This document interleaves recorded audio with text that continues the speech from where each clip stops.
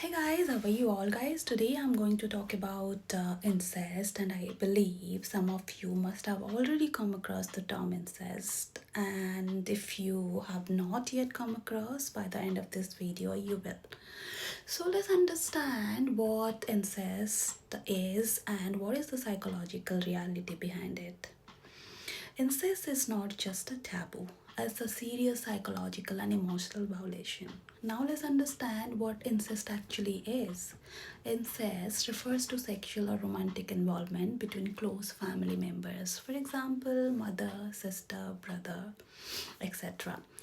And it is harmful, illegal, and considered abuse, especially when there is pressure, there is manipulation, or a power imbalance, which is almost always the case. Now, let's understand the psychology behind incestuous abuse.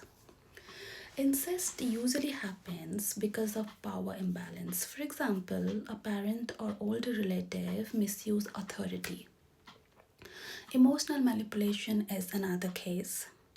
And in this case, the victim is convinced they can't say no. Isolation is another reason as well. Abusers often create a fear, guilt, or secrecy.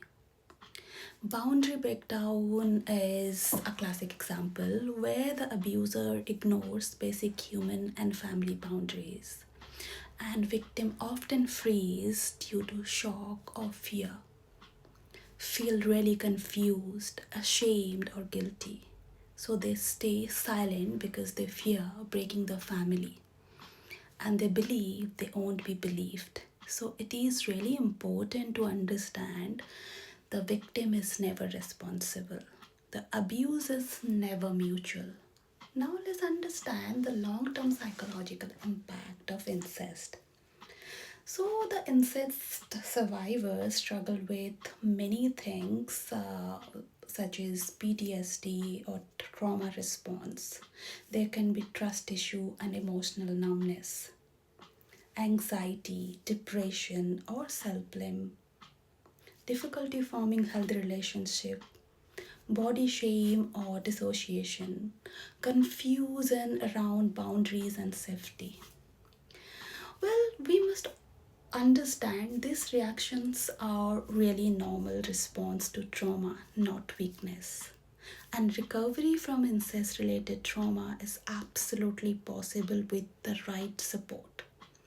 It is a good idea to seek professional advice such as therapy or counseling session.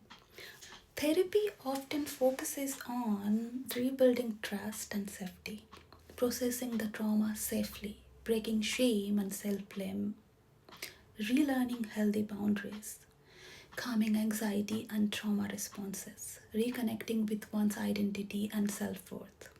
And the supportive steps may include trauma-informed counseling sessions, grounding techniques, support group setting, boundaries with unsafe family members. And I believe no one should deal with this alone. Trust me, seeking professional help can be life-changing. Incest is not a family issue. It's a serious trauma that affects the mind, body, and relationships. Speaking up and seeking help is not betrayal. It's choosing healing, safety, and self-respect. I hope this helps. Thank you.